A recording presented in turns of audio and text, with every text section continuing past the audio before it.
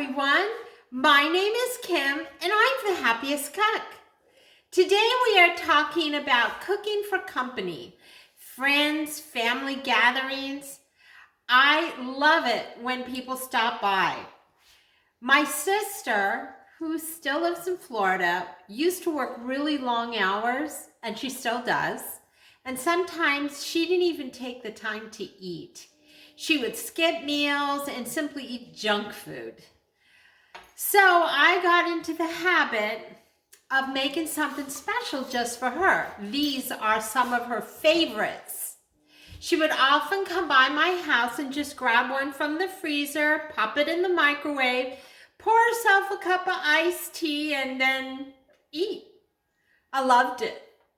These are double stuffed chicken and jalapeno enchiladas. They're a bit messy to make, definitely, but they freeze so well, and it makes sense to make them ahead of time, right? Because then you can freeze them individually in freezer bags or in a baking dish, and they're ready to reheat for your family dinner.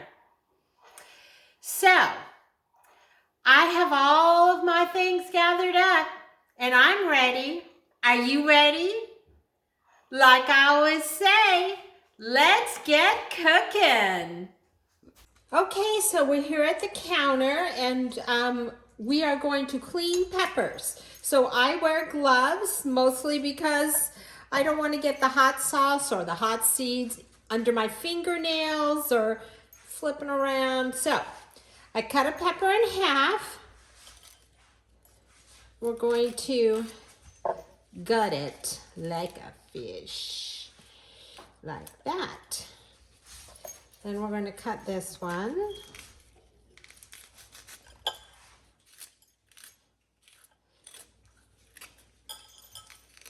Everything out. No seeds. Okay, now we're going to cut the stems off. I should have done that at the beginning and I forgot. But we're going to have 2 peppers just like this so that they still fit together. So we kind of want to keep them together. Let's do another one. I'll show you. I'm going to cut.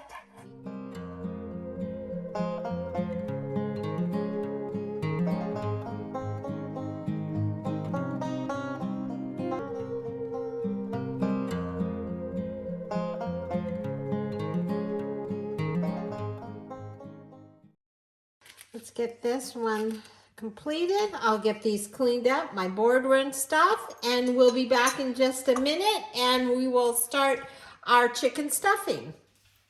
Okay, so our peppers are done. My chicken is cooked and cooled, so I'm gonna start shredding it. And for this, I use chicken breast because it shreds really nice.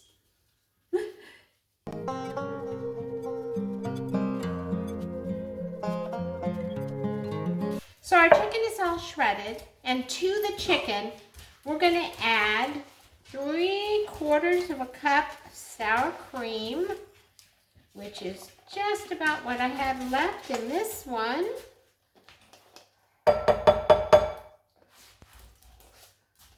And then we're going to add a cup of cheese. That wasn't quite a cup. So we're going to add about a cup of cheese. And we're going to mix this all up. Okay, so our chicken is all incorporated. We are going to take some non-stick spray and spray the inside of this pan. Then we are going to take Kim's favorite enchilada sauce. We're not going to quite put it all. We're going to save just a little bit like that. Pull a plate up because we are going to start rolling.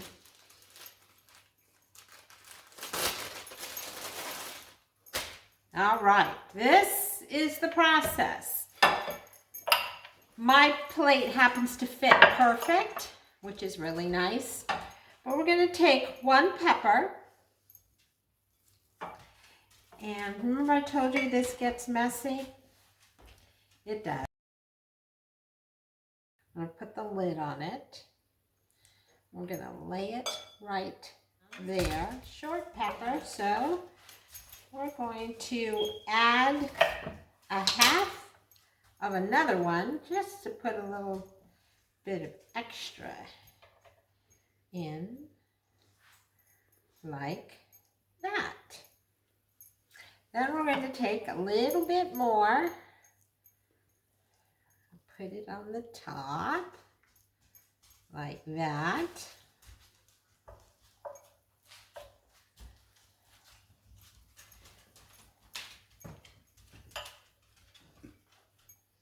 Then we're going to roll it up. You just kind of roll, flip the ends in, hold it tight so that it looks like that. Then we're going to place it seam down right in our pan. And we're going to do another one.